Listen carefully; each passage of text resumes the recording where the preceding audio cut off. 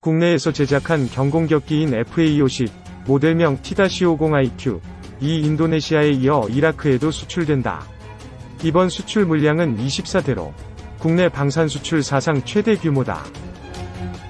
한국항공우주산업 KAI 하성룡 사장과 이라크의 누리 알말미키 총리는 12일 현지 시간 이라크 바그다드에 있는 총리실에서 이 같은 내용에 합의했다.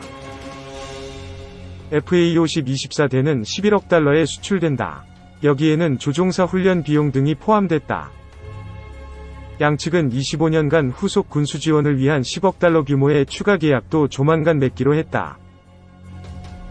FA-50은 우리 군이 운용 중인 낡은 전투기 F-52F 퇴역에 대비해 고등훈련기 T-50을 기반으로 개발된 경공격기다. 최대 속도는 마하 1.5에 이르며 유도 미사일 등 무기를 장착할 수 있다. KAI는 지난 9월 인도네시아와 직접 비행 전달 방식으로 수출 계약을 맺어 T-50 D-16대를 수출하기도 했다. 이 항공기 1대를 수출할 경우 중형 자동차 1000대를 수출하는 것과 같은 경제적 효과를 창출한다고 KAI는 밝혔다. KAI는 이번 수출을 계기로 중동 시장 진출에 교두보를 확보하게 됐다. 그동안 기본 훈련기 KT-1은 동남아시아와 유럽, 남미 시장 등으로는 수출됐지만 중동 지역으로는 진출하지 못했다. KAI는 2015년 10월까지 FA-50 첫 생산분을 납품하고 2016년 10월까지 나머지를 모두 인도할 예정이다. 하성룡 사장은 아프리카를 제외한 대륙별 항공기 수출 거점을 확보했다는 의미가 있다면서 세계 각국의 T-50 기반 항공기들을 1000대 이상 수출해 세계 고등훈련기 시장의 30%를 차지하겠다고 말했다. 2. 세계 방산시장 동향. 10일 이라크. 미국 지배적인 시장 구조이며 조달 절차 투명하지 않아 2011년부터 세계 방산시장 동향을 파악하여 해마다 세계 방산시장 연감을 발간해온 국방기술품질원이 지난해 12월 14일 2020 세계 방산시장 연감을 발간했다. 이번에 발간된 연감에 담긴 주요 내용들은 방위산 업체는 물론 이 분야에 관심 있는 국민들에게도 유익한 정보가 될 수 있다. 이에 그 핵심 내용을 분석, 시리즈로 연재한다. 미국은 이라크 재건 사업에 가장 큰 규모의 자금을 투입하고 있다. 이라크군의 전력은 대부분 미군과 나토군으로부터 무상으로 공여받은 장비들이며 신규 도입 장비도 미국 장비일 가능성이 높다. 따라서 이라크 방산시장은 현재 미국에 의해 좌우된다고 해도 과언이 아니다. 사담 후세인 정권 시절 이라크는 다양한 무기를 개발하고 생산했으며 구소련 및 프랑스로부터 대부분의 무기를 지원받았다. 2003년 미국의 이라크 침공 후 방산시설은 대부분 그 역할을 상실했고 사담 후세인 정권 전복의 여파로 대규모 방위산업 생산이 전혀 이루어지고 있지 않다. 그러나 이라크 정부는 2017년부터 자국 방위산업을 재건하기 위해 노력 중이다. 이라크의 2010-2019년 방산 수입은 74억 6,700억 달러 규모이다. 미국과 러시아에 대한 의존도가 절대적이며 특히 미국이 수입의 51.6% 차지한다.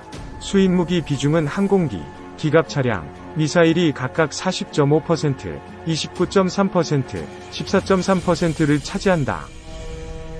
한국은 4억 2,700억 달러 규모의 기갑 차량을 수출해 미국, 러시아에 이어 3위 수입국에 올랐다. 아직 위 통계에 포함되진 않았지만 이라크는 한국항공우주산업 KAI 의 FA-50 24대를 11억 달러에 구매하기로 결정했다. 20년간 수리 부속, 훈련체계 등 후속 군수지원 비용 10억 달러 계약도 체결해 총 사업 규모는 21억 달러에 달한다. KAI는 2018년 3월, 5월, 10월에 6대씩 18대와 2019년 5월, 4대, 12월, 2대에 걸쳐 총 24대를 모두 이라크 공군에 인도했다. 이라크 정부의 국방조달 절차는 투명하지 않다. 모든 결정은 고위층의 승인이 필요하며 이라크 국방부의 참여는 제한된다. 대다수 조달은 정부 간 거래의 형태를 띠는데 이 경우 조달 법령이 적용되지 않는다. 또한 공개경쟁 입찰을 적극 도입하지 않는 데다 도급업체를 직접 접촉하거나 지명 입찰 방식을 주로 활용해 부패가 만연할 수 있는 구조이다. 이라크 방산 시장은 미국의 영향력이 강해서 다른 해외 공급업체의 시장 진입 기회가 제한된다. 하지만 러시아는 오랫동안 중동 방산 시장에 개입했기 때문에 향후 미국과 러시아 간 활발한 경쟁이 예상되고 있다. 이런 시장 환경과 기술 인력 부족, 부패 만연 등은 이라크 시장에 새로이 진입하려는 해외 업체들에게 난제로 작용한다. 그럼에도 불구하고 이라크 방산 시장에 진입하려면 두 가지 방법을 고려할 수 있다. 하나는 정부 대 정부 판매 방식이다. 이라크는 양국 정부 간 거래를 선호하는 편이다. 따라서 미국, 러시아와의 거래 외에는 통상 정상회담을 통해 국가 수반 간의 결정이 되거나 양국 국방부 사이에서 결정되는 사례가 빈번하다. 다른 방법은 현지 대리점을 설립하는 것이다. 이라크는 조달 과정에서 해외 업체에게 대리점을 설립하거나 사업 대리인을 지명하여 조달 입찰 과정에 참여하도록 요청한다. 대리점을 보유한 해외 업체는 현지 공급업체에 요구되는 계약자 분류 요구 조건이 면제된다. 이에 따라 해외 업체는 이라크에서 사업 개발, 시장 조사, 국방물자 판매, 자회사 설립 등이 가능해진다. 3. 김대영의 밀떡, FA-50 성능 개량, 중거리 공대지 미사일 도입 본격화될까? 지난 11월 18일부터 3일간 일산 킨텍스에서는 2020 대한민국 방위산업전 DX 코리아 2022 열렸다. 국내 최대 지상군 전문 방위산업 전시회답게 육군 관련 신형 장비들이 많이 소개되었다. 하지만 특이하게도 하나 전시장에는 공군 관련 무장 모형이 전시되어 눈길을 끌었다. FA-52 동체 모형을 배경으로 성능 개량에 대비해 하나가 향후 개발할 수 있는 무장들이 날개에 장착되어 있었다. 한국형 단거리 공대공 미사일인 KSRAAM과 한국형 레이저 유도 폭탄 KLGB 그리고 한국형 공대지 미사일인 KASM이 그것이다. 이와 관련해 방산업계 관계자에 따르면 공군은 FA-50 성능 개량과 함께 향후 신형 공대지 미사일을 도입할 예정이라고 전했다. 군에 알려진 정식 명칭은 중거리 공대지 미사일 도입 사업이다.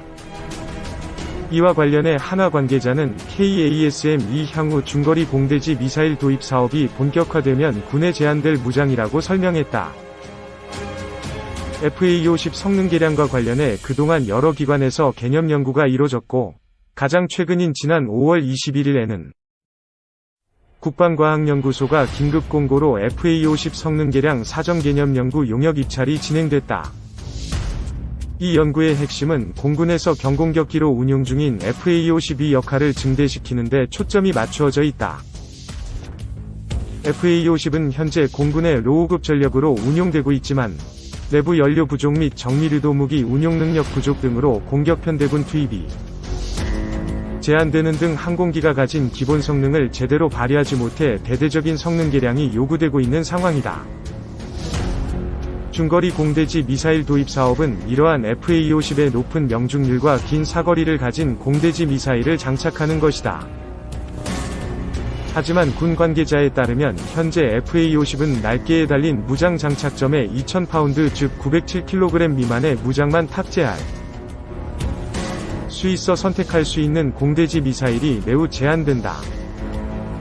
FA-50에 장착 가능한 중거리 공대지 미사일로는 터키 로켓산, ROKETSAN, 사가 만든 쏨, SOM, 과 노르웨이 콩스버그, 사가 만든 JSM이 꼽히고 있다.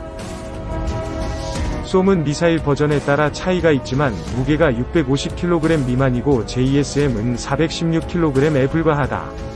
사거리는 쏨이 250km, JSM은 185km 이상으로 알려지고 있다. 이번에 하나가 선보인 한국형 공대지 미사일인 KASM은 탄두 2개를 직렬로 배치한 텐덤 탄두를 장착한 쏨 B2를 터키 로켓산사에서 기술 도입 방식으로 들여와 만들어질 예정이라고 하나 관계자는 밝혔다.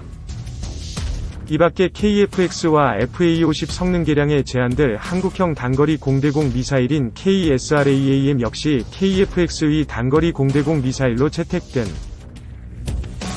독일 딜 디펜스, 다일 디펜스, 4이 아이리스-T를 기술 도입 방식으로 들여와 만들 예정이라고 전했다. 중거리 공대지 미사일 도입 사업은 아직 구체적인 사업 시기라든가 방식은 밝혀지지 않았지만 이번 2020 대한민국 방위산업전을 통해 하나가 한국형 공대지 미사일인 KASM을 공개함에 따라 가속도가 붙을 것으로 예상된다.